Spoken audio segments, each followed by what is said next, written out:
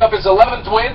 He was sensational. Aaron Sanchez and Roberto Osuna locked it down. The Jays and the knuckleballer already heat to the bump tonight at 7 right here on Sportsnet 590 The Fan and on Sportsnet. Elsewhere last night, Cleveland outlasted the Yankees 5-4 in 16 innings, while the White Sox blanked the Angels 3-0.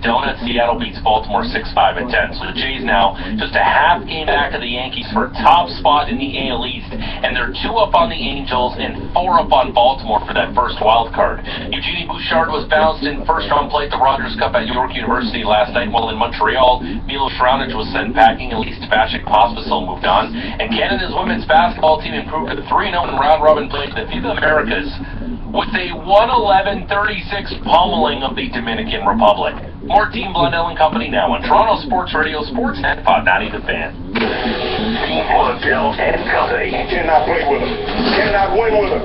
Cannot coach with them. Can't do it. I want winners. More of Team Blundell and Company on Toronto Sports Radio, Sportsnet 590 The Fan. Go to pitch. Swing and a miss. He struck out another one. That's 8 straight outs. That's 14 of 15. That's 18 of 21. That was Drew Hutchison yesterday. Jays win again. That is their 9th in a row, and with a win today, Toronto Blue Jays could be the first American League team with multiple 10-win game streaks during a season since the 1977 Royals. Some team, I believe, our next guest knows something about. Please welcome the voice of the Toronto Blue Jays, Mr. Buck Martinez, ladies and gentlemen. Good morning. Nice to hear your voice again, sir. Good to be with you. How are you guys doing today? We're good. Listen, you were part of that 77 team, were you not? The Royals that won 10 in a row a couple of times? I was on the team. I didn't play an awful lot that year. That's when Darryl Porter came in, and he was a terrific addition to our ball club. But that's one of the best teams Kansas City ever had. 102 games, back-to-back AL West Division championships, and yeah, that was a pretty special season and a pretty special team. And you're seeing it again, I imagine. I mean, you know, this is uncharted territory for sure in the last maybe quarter century, which is hard to say for the Toronto Blue Jays. You know, you talk to the average fan, they're not too sure what to make of it. It's like we're seeing something we've never seen before. But talk a little bit about this most recent streak, and we'll get to some of the numbers. Have you been around this team before where they're this confident, playing this well, and turn things around this quickly? As an organization, I have seen this kind of team before, obviously, 92, 93, and even some of the teams in the 80s were this good. But to have a turnaround as dramatic in such a short span of one team is pretty remarkable. And, you know, I think we all look back to the Tulowitzki announcement and say, wow, okay, we got a shortstop, and we got another relief pitcher in LaTroy Hawkins, but I don't think we really recognize the impact of tightening up the defense at short, and his presence in the lineup. Tulowitzki is truly one of the best players. You know, I think the Toronto Blue Jays, I'm not saying it was this recent run that they're on. Yeah, they're confident, but they're not cocky, they're not throwing their weight around. They're confident. They got the right players that Toronto Blue Jays have been looking for. Once Toronto brought in David Price, I thought, man, this guy is like a #1 ace in the Blue Jays pitching staff. Because he makes the team better in the game, and now you've got him at shortstop. He has really solidified the interior defense, which has gone right hand in glove with the pitching staff and how well they have pitched lately. Yeah, and talk about how important that is. 12-1 since Tulo trade. They won 9 in a row now. How important is the trade as it relates? Just give people kind of the lowdown as far as, you know, because when they traded for Tulo, they're like, yeah, you're right. You know, we got the best shortstop of the game. That's great. We got LaTroy Hawkins, you know, excellent reliever, solid guy in the bullpen, good teammate. Didn't address starting pitching, which was addressed later, but talk about what that did to address the starting pitching as well. Well, I think, you know, Reyes was having a tough year defensively, and I think when the pitchers recognize that, they get very, very defensive in the way they go after hitters, and they try to make perfect pitches. But if you see what the starters have done, 3 earned runs or less than 15 straight now, all of a sudden they've got the confidence to put the ball in play.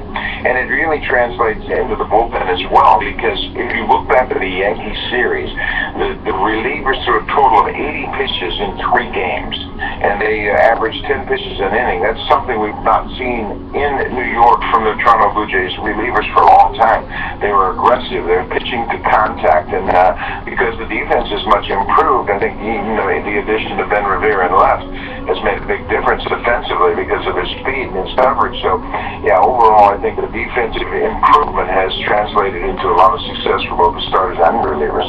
Buck, it's impossible to be negative or down on anything with the Blue Jays, but the only thing right now is Russell Martin struggling at the plate a little bit. Does he look banged up to you? No, he's banged up. There's no question about it. This time of the year when Russell has played this many games, all the everyday catchers are dinged up right now. But I wouldn't worry about Russell. Russell takes a lot of pride in what he can get from the catchers. And if you look at this team, I mean, how much offense do we need? Russell and Deanna have done a terrific job of this pitching staff. And they've got a history. They go back to the Dodgers in 2006. They were teammates there. And the biggest thing about them is they have worked together so well. They have both their egos at the door. One guy catches a couple of pitches with DeMauro catching Estrada and Burley, and Russell seems to be fine with it, and it's worked out very well. It translates into a lot of team success, and I think that's what both these guys are all about. Buck Martinez, voice of the Toronto Blue Jays, joins us talking about the recent success. Use the word success very lightly. This is a juggernaut in the AL. In the last two weeks, they've made up 8 games or 7.5 games now. Half game back of the Yankees. Yankees are in town this weekend. Now they juggled Burley and Dickey. Apparently Dickey going tonight, Burley going tomorrow, and it makes some sense of that for us if you can, as far as what they're trying to do in the Yankee series because of that. Well, I think so, and Burley, he's pitched a lot of innings over his career. He's never missed a start. I think he could use the extra day's rest, and the way RA's pitching right now, he's on his regular rest because of that starting Friday now, so he'll go tonight on 5 days, so that's normal rest for him. And I think Dickey's is as consistent as anybody right now. You look at his last 5 starts since he also... As going into the first of 3 series against Oakland from last night, I thought Oakland was going to find a way to break this streak that Blue Jays are on, but they came into play. Hutchinson, I thought he was going to give a couple of runs and pull out of the game, but hey, he came into play. He's been terrific, 3-0 and an ERA under 1. And the biggest thing for me is he's allowed just 3 home runs in the last 9 games. He's keeping the ball in the ballpark, and Ari has worked hard to refine this knuckleball. He had a tough start to the season, and it took him a long time to get on track, but right now he's throwing the best knuckleball we've seen since he's come to Toronto. Buck, we were talking about the trades. Have you ever seen, or in recent memory, a team that's made these deals and then gets so hot right after the trades? We saw the A's make those blockbuster moves last season, getting John Lester, Jeff Samardzija, Jason Hamill, and then they struggled down the stretch. Can you remember a team that's gotten so hot after making these type of deals? No, I don't think the immediate impact has been as dramatic as we have seen with the Blue Jays since these trades. Because when you think about it, Blue Jays had a pretty good team in place to begin with, but they had some missing parts. They wanted to shore up the bullpen. They wanted to add a starter. They wanted to add a defensive shortstop, and they've done all those things. And I think Alex deserves a lot of credit because he recognized the flaws in the team, and not only did he address them, but he addressed them with the best available people. And when all the naysayers are going, boy, you gave up a lot. I think if you look at the fan base and ask any fan right now, if they care about prospects, I think they'd dramatically tell you no. Yeah, it's been fascinating to watch. I mean, this wasn't a bad team before. You look at the 11-game winning streak, June 2nd to the 14th. They had an ERA just over 4, run support of nearly 9. Compare that to now. The current 9-game win streak they're on, their ERA is 1.48. Run support still big at 6, but the numbers were gaudy before, and they had to hit to win. Now they're getting it kind of from everywhere, and just in time too. I mean, the changes they made and the dramatic changes they made is indicative in the numbers as well. No question about it. Before the trade deadline deals, the Blue Jays had a record of 7-40 when they scored 4 runs or less.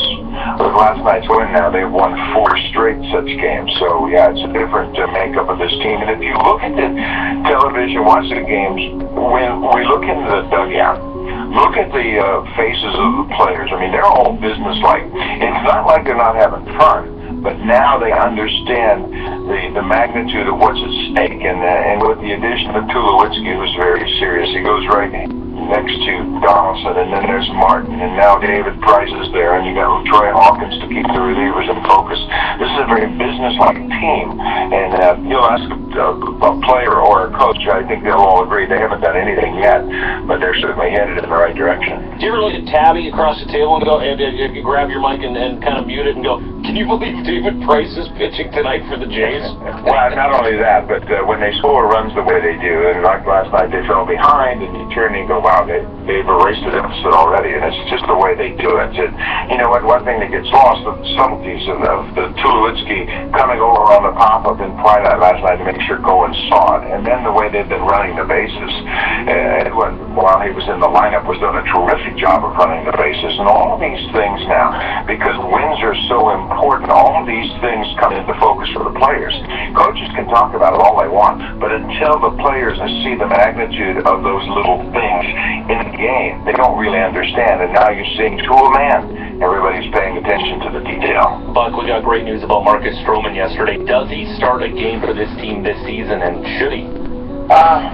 I don't think I can answer that just yet. I want to see him rehab. I want to see him go out there, but it wouldn't surprise me if Marcus Stroman makes it back. You know, this kid is everything that we heard. I was very skeptical. I'm thinking, come on now, a 5'8" pitcher that's going to dominate in the major leagues, but he's got so much ability, he's got so much confidence, he's got an infectious personality. I am not discounting anything Marcus Stroman says, because I think he can back it up. I talked to his dad in New York the other day, and he said he's in the best shape he's ever seen him. He's down to 176 pounds. He's a small guy to begin with, but that's certainly going to help him coming back from that knee surgery. So I think Marcus is focused. He wants to be part of this, and don't be surprised if he is pitching in September for Blue Jays. Buck, talk about what it's like to go. You had some lean years, to say the least. You know, you've been involved as a player, you've been involved as a manager. Now you call the games. You and Tabby always do a terrific job.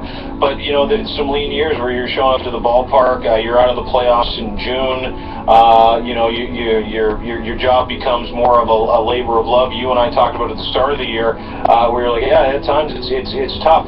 Talk about the change in the perspective that you have in your job, calling these games with a team that is not just this good, but this impressive, with these many weapons, and in a position now to not just get into the playoffs, but go deep. What's it like to do your job now? Well, I've been very fortunate. I've been through this before with the Blue Jays. I started broadcasting on an everyday basis in '87, and from '87 to '94, we had this kind of attitude and this kind of atmosphere every single night. So yeah, there were some lean years, but I was confident that it would come back. And I think the fans that are seeing this for the first time, they're so young, they don't remember what it was like before. But I think this run is going to be even more exciting than the previous run, because there was the build-up from '85 to '92. This build-up has happened since the July trade deadline, and all of a sudden this is legit. And I think the young fans and the fan base has gotten younger and younger the last several years. I think they're really buying into this scene, and it's going to be an exciting ride. Do you have a soft spot for Gibby in all this, Buck? What's that? Do you have a soft spot for John Gibbons and all this, because he stuck it through all these questions earlier in the season whether or not he should lose his job, and now all of a sudden he looks like a genius with this team in front of him? Yeah, no one's been more supportive of his guys than John. I mean, case in point in Washington, where he said, let's shower this off and go see the president. Yeah. No, you're right, and I do have a soft spot, because managers, they go on and eat. You know, they don't deserve all of the... It's a little Buck Years. The voice of the Toronto Blue Jays. He's the godfather of the Toronto Blue Jays.